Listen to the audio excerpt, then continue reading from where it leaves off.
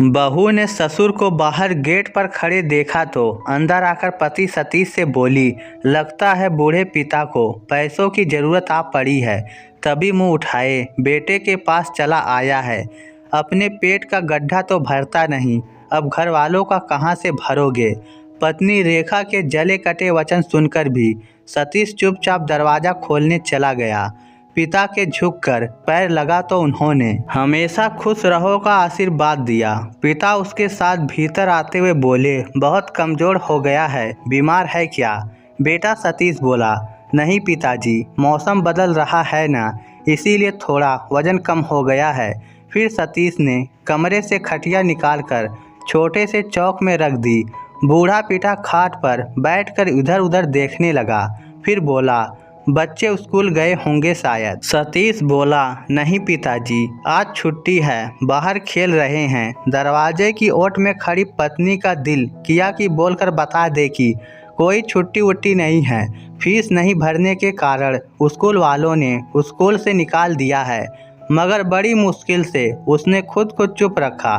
इतने में बाहर से आकर दोनों पोते पोती दादा के गले लग गए। दादा उन्हें प्यार करने लगे। अपनी जेब से मूंगफली की मुट्ठी भरकर दोनों बच्चों को देने लगे। बच्चों के शरीर पर पुराने और टाके लगे हुए कपड़े देखकर पिता से बेटे की हालत छुपी ना रह सकी।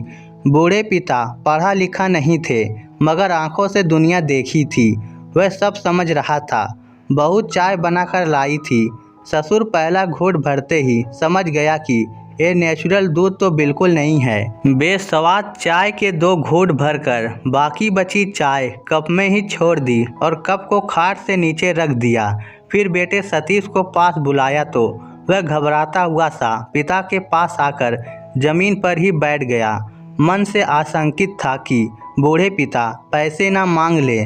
ना बच्चों को फीस भर पाया था, ना बिजली का बिल, ना पत्नी की दवाइयों के लिए पैसे जुटा पा रहा था। 4 महीने का मकान का किराया भी बाकी चल रहा था। वह अनमना सा होकर पिता के मुंह की ओर देख रहा था। उधर पत्नी सारे काम छोड़कर दरवाजे की ओर कान लगाकर खड़ी थी कि बूढ़ा पिता कितने रुपयों की मांग करता है।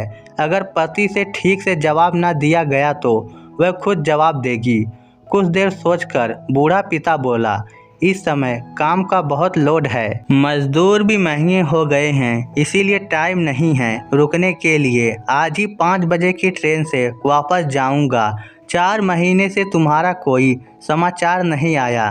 तुम्हारी माँ को बहुत फिक्र हो रही थी, इसीलिए उसने मुझे ज़बरदस्ती यहाँ भेजा है।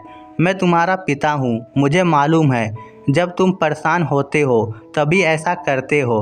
फिर पिता ने कमीज के अंदर वाली जेब से 500 रुपए की 2 गड्डियाँ निकालकर बेटा सतीश की तरफ बढ़ाते हुए कहा, रख लो, चने की फसल अच्छी गई थी, घर में किसी प्रकार की कमी नहीं है, सब मज़े में हैं। मगर तुम बहुत कमज़ोर लग रहे हो, ठीक से खाया पिया करो।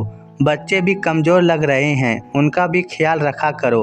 बहू शायद बीमार है, उसे ढंग के अस्पताल में दिखाओ। अगर शहर में तुम्हारा काम धंधा नहीं चल पा रहा है तो गांव लौट आओ। बेटा सतीश, तुम्हारे बिना मेरा और तुम्हारी माँ का मन भी नहीं लगता। पोते पोतियों के बिना घर सूना लगता है। बेटे सतीश को जैसे सांप सूंघ गया था। वह गर्दन उठा ही नहीं पा रहा था। उधर दरवाजे की ओट में बहू मुंह में साड़ी का पल्लू दबाकर रुलाई रोकने का प्रयास कर रही थी, मगर आंसुओं को वह नहीं रोक पाई। बूढ़ा पिता बोला, क्या हुआ, ज़्यादा बड़े हो गए हो क्या, पैसे ले लो। सतीश हड़बड़ाते हुए बोला, नहीं पिताजी। फिर डरते डरते हाथ आगे बढ़ा दिया।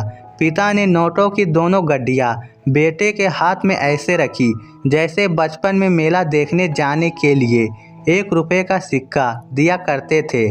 बेटे सतीश का दिल किया अभी पिता की गोद में सर रखकर थोड़ा सुस्ता ले और कहे, पिताजी, जिंदगी की भाग दौड़ और शहर की अब्बो हवा ने मेरे ज़मीर को थोड़ा कमज़ोर कर दिया है।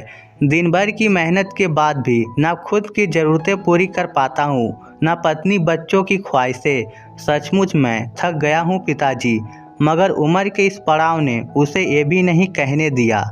दोस्तों, जब तक पिता के पैरों में जान रहती है वह कभी भी औलाद पर बोझ नहीं बनता। एक पिता कई शादीशुदा बेटों के परिवार को एक साथ पाल सकता है, मगर कई बेटे मिलकर भी एक पिता का बोझ नहीं उठा सकते। कड़वा है पर सत्य है। इस स्टोरी को लेकर आपकी क्या राय है, नीचे कमेंट करके हमें ज़रूर बताइएगा। धन्यवाद।